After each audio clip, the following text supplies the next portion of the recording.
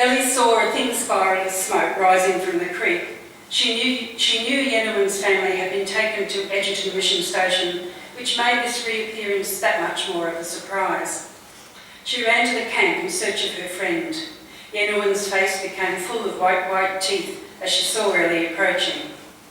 They had both changed so much in the past 3 years, as 14-year-old girls do. Ellie's hair, once free to tangle as she ran across the paddocks, was now tamed behind her neck with a ribbon. The wisps escaped of their own accord to tickle her cheeks as she ran to her friend. Yenohan's skinny shoulders had curved and were now clothed in white man's clothes. The tight pointed collar was edged with lace, and the box pleats of her navy serge pinafore, caught at the waist by a belt, eased over her young breasts. Her black feet with their pink toenails remained bare. Ellie linked her arm through Yenohan's elbow and flicked the tight curl hanging over Yenohan's forehead. Mrs. Hockey cut all our hair short, explained Yenohan. It suits you, replied Ellie. She squeezed Yenohan's arm. I've missed you, Yenohan. Are you back for good? I missed you too, Ellie. You know, we don't know what's going on. No one stopped us leaving the mission. 3 years schooling had made a difference to Yenohan's English, and they now communicated more freely than they had before. So much has changed since you left, bubbled Ellie. We now have a school. Say, you could probably come too. Mother's a teacher, and she's really good at it. All the kids love her. Oh yes, and Joe and Dan have gone off to war in France. What do you mean? Asked Yenohan.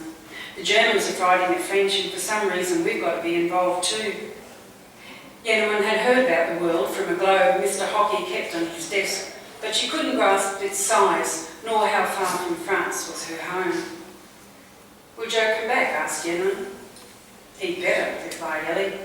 Anyway, you're here now, so life won't be near as boring as it has been.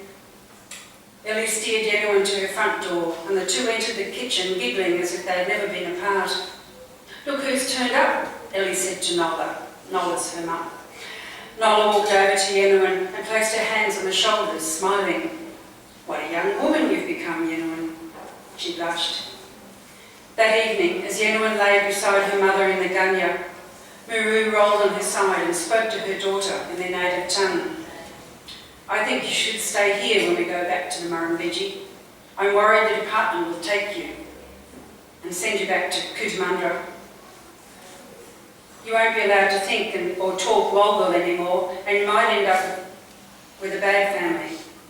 We know Mr. Thompson is one of the good white fellas. Better to clean his house than to go where they'll beat you. We'll see Mrs. Thompson tomorrow, see what she says. Muru rolled back onto her mat, pleased the dark hid her tears.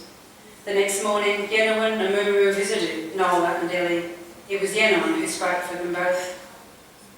I know how to do housework from the mission. You reckon I could work here for you? Nola saw the pleading look in the eyes of his mother to keep her daughter safe. To refuse would be to risk losing Yenohan to Cootamundra Girls' Home, that institution that took young Aboriginal girls, trained them to be servants, and removed every trace of pride in their culture before farming them out to white employers. Nola also saw the look of anticipation in the eyes of the two young friends. Of course you can stay here, so long as it's what you both want. I can put her skills to use, there's no question of that. Yenohan returned to her camp for one more night. She sat by the fire till the sky turned pink with the coming sun, singing Walga songs with Muru and hearing for the last time the stories loaded with wisdom on how to live well according to tribal law.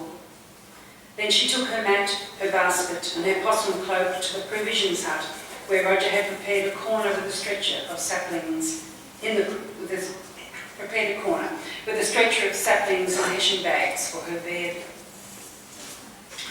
As I said,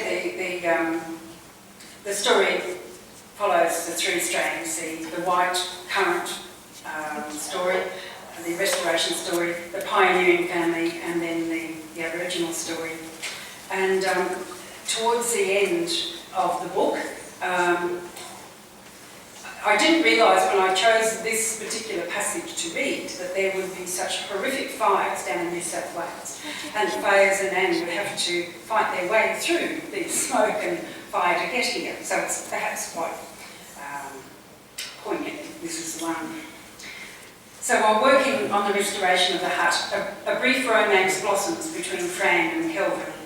But she lives in Queensland and he lives in Canberra. Towards the end of the story, Fran returns to Queensland until a tragedy calls her back. Rain clouds were gathering in the west. That was good. The tinder-dry country was crying out for rain. All day they massed darkly above the mountain peaks that poked into their billowing bellies. The earth held its breath. But the clouds didn't deliver rain. Instead, they delivered 44 lightning strikes within the next 24 hours. From the western slopes of Kosciuszko to the Rindabellas, fires caught and smouldered. A tree here, a paddock of grass there. The storms passed, dragging a strong westerly breeze behind them. Slowly to begin with, each fire began its eastward journey. The breeze quickened, the flames leaped higher. During the second night, some of the fires joined and their excitement grew. Another dry storm blew through. Fire fed fire. Day by day, the fires merged until, by the seventh day, the 44 fires had become one vast conflagration that generated its own electrical storm as it rushed headlong towards Canberra, turning the air a weird orange colour. Huts, lovingly restored, stood in its way.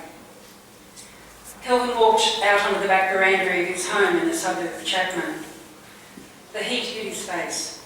The entire western sky was a wall of smoke 15 kilometres away. He looked at his right. Everyone was out watching. Words of optimism bounced from veranda to veranda. They were okay. Even if the fire did come, the pine forest was nearly a kilometre away, and there was a good field of grass between it and them, and the equestrian centre, a good buffer. At 1 o'clock, the radio announcer's voice was rising in tandem with the temperature.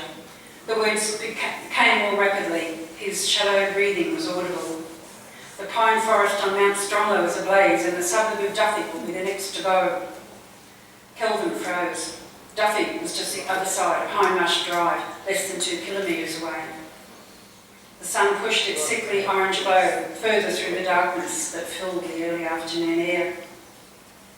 That night in Brisbane, Fran McMillan stared at the television screen in her living room, hugging a cushion, horrified by the images of houses on fire, roads choked with cars, people on roofs, pointing pathetically trickling hoses at the monster. She reached for the phone and dialed Kelvin's home number, but there was no answer. She tried his mobile, nothing. For 3 days, Fran tried in vain to contact Kelvin. On the 4th, she threw some clothes in her car and headed south. So that's the reading. I'd also like to say that in appreciation to all the work that Kosciuszko Huts Association helped in restoring their huts, but also in giving me background information, Horizon Publishing Group is donating $1 from the sale of every book to the KHA. So that's pretty wonderful. Thank you. And thank you very much.